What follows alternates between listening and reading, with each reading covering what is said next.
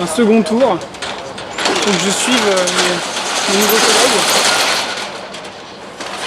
On a de la chance qu'il fait beau.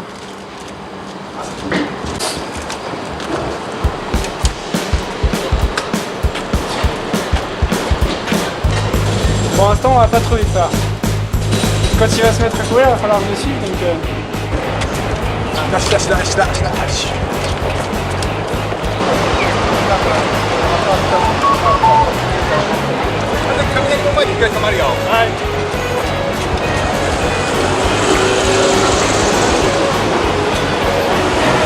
y est, on y est. Donc là, on attend devant l'entrée. Je sais pas si on va prendre des passagers. J'ai déjà un passager derrière, donc il y a beaucoup de monde. Hein. あ、こんにちは。東京力車渡辺聖洋です。今日どうですか、お客さんは。今日は学生さんが多いです。学生さんが多いです。多分この時期はあれですね、遠足とか校外学習多分多いですね。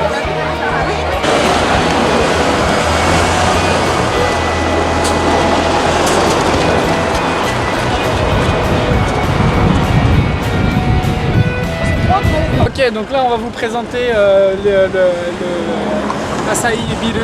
Donc à droite vous avez une forme jaune au-dessus qui représente une flamme qui a été designée par Philip Stark.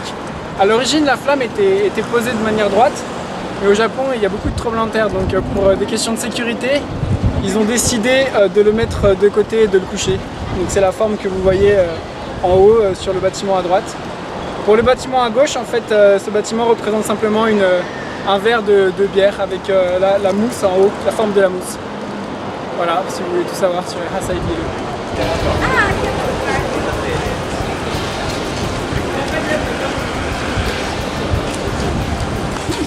On est parti, on est parti, on est parti. On arrive de Tokyo, à pousser de Jinriksha. Faut pas oublier de faire l'explication aux passagers à l'arrière. Parce que voilà, un Jinriksha, ça se conduit, mais c'est surtout quelqu'un qui va aussi vous guider dans votre découverte du quartier d'Asakusa. Donc quand vous venez à Tokyo, n'hésitez pas à poser des questions sur les restaurants, sur les temples, sur l'histoire du quartier. Ils vous répondront. Et en plus, ils sont sympas. Et c'est des beaux gosses.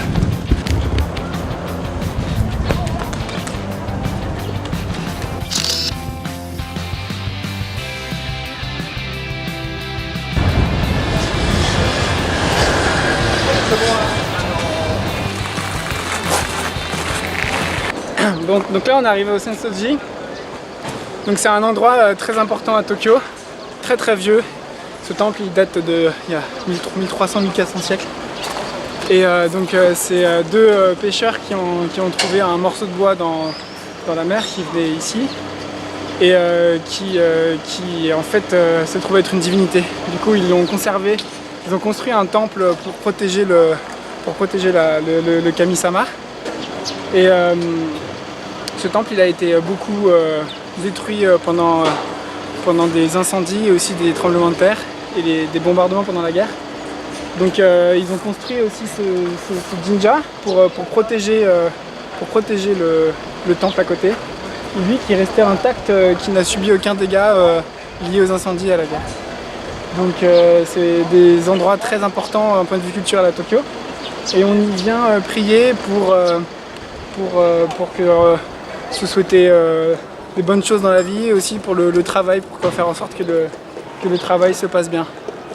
Donc voilà, quand on fait des arrêts comme ça, les Jinriksha ils expliquent toujours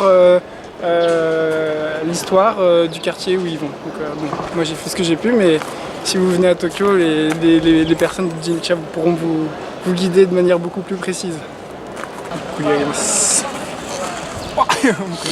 その時に重いっていう顔しちゃうとお客さんがあら申し訳ないってあーなるほど何事もないように伝えてた。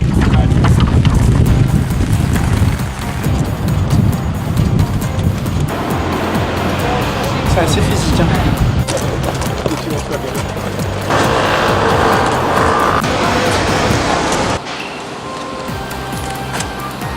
OK じゃあお客さんの方向いて、はいゆっくり探せます。OK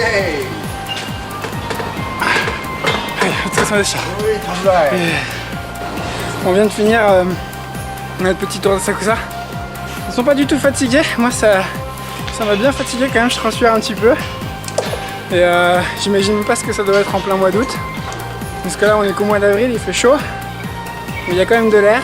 En tout cas, bravo à eux parce que c'est pas de tout repos. Et en plus, ils gardent le sourire même en étant fatigués. Pardon. Donc, ouais, c'est quand même assez impressionnant.